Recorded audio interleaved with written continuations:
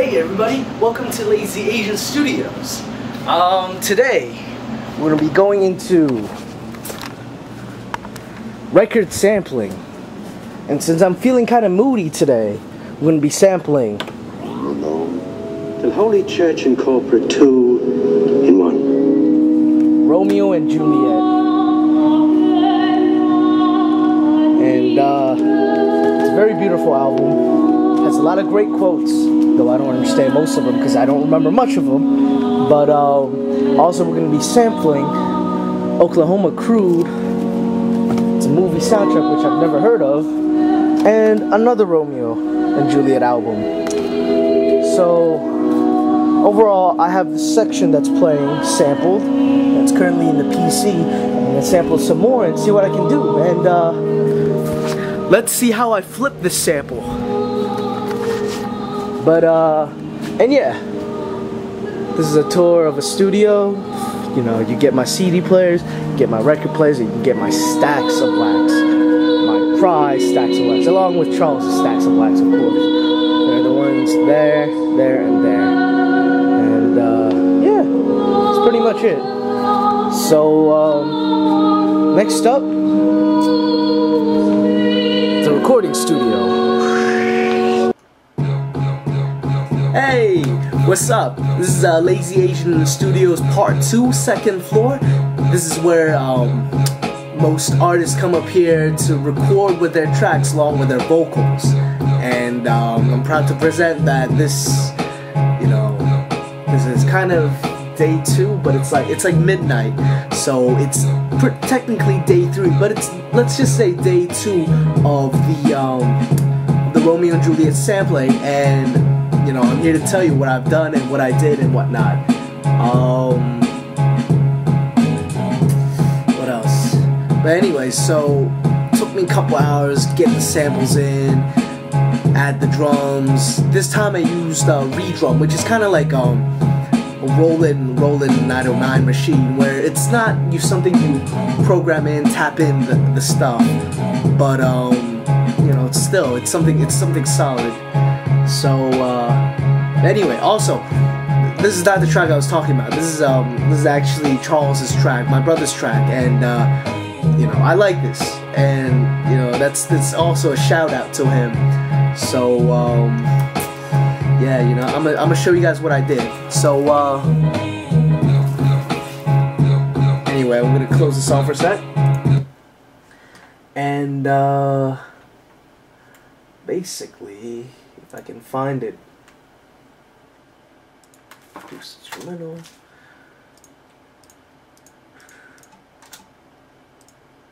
I'm not gonna show you the final product in this, but you know, y'all should know that you know, it's almost done. Reason projects. There it is. So basically, I was as I was thinking, you know, I was playing with the samples, and I realized I couldn't really do much to the arrangement of the samples like I did with the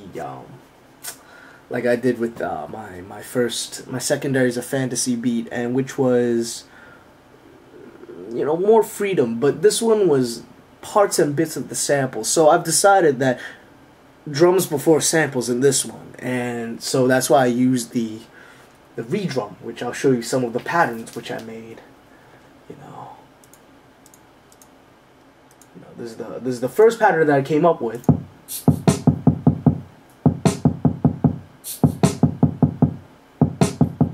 And this is the second pattern.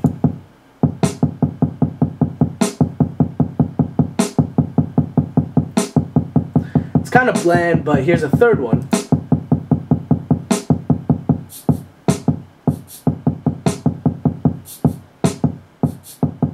And then here's a fourth one.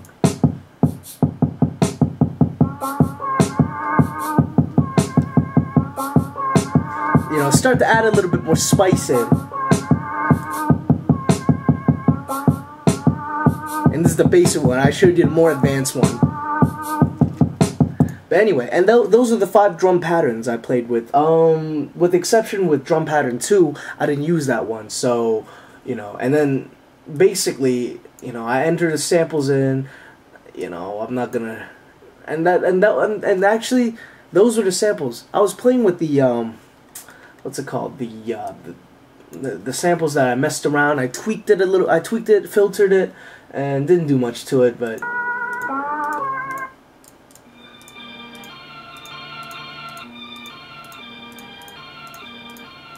so, you know, of course I didn't use the mouse pad for this. I used excuse me. I used the chord pad control, which I have over there. It's very useful for playing around, arranging, whatnot. But in this case, I used a lot of well, you used mainly the redrum machine this time in Reason 5.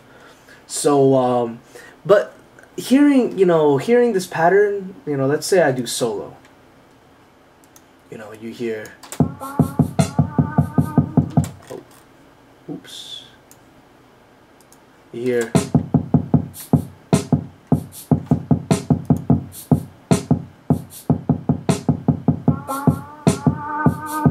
something's missing, you know. As for most beat producers, you know, they're always looking for something complex, and you know, I hate to be a conformist, but well, you know, I basically add a bass line to it, and I was playing with the keyboard behind me, which you can't really see, but you know, the keyboard was easy to play with. You just need to mess around with the synth and whatnot, and I used the Subtractor polyphonic synthesizer, and it's funny because it's polyphonic, but it doesn't place multiple notes. Maybe I'm missing something, but anyway, it made the I made the drum bass line with it, and you know, so I'm just gonna show you the bass line.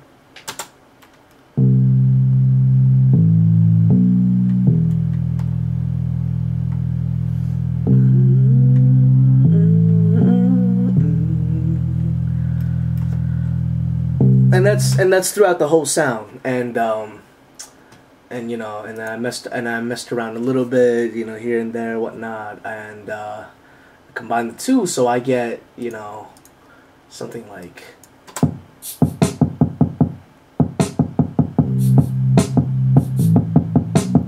Oof.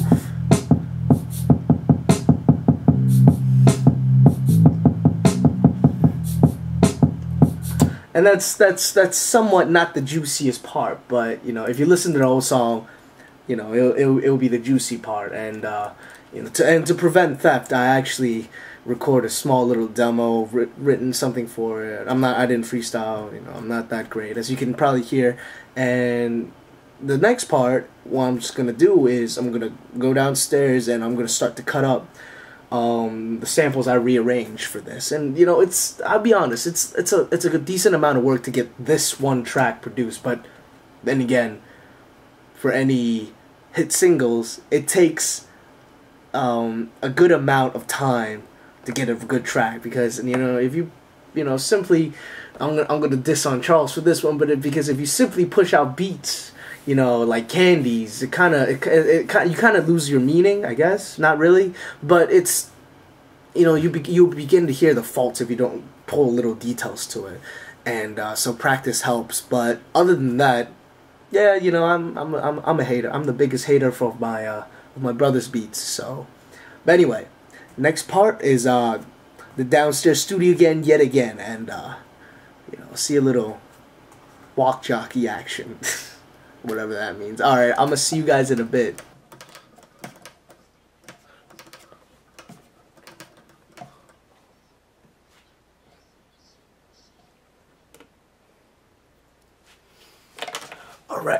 Alright guys, so it's the final stages of this production. Well, I kinda already cleaned up a bit, because, you know, it's kinda necessary to you know, show the process, because it's so long. But well,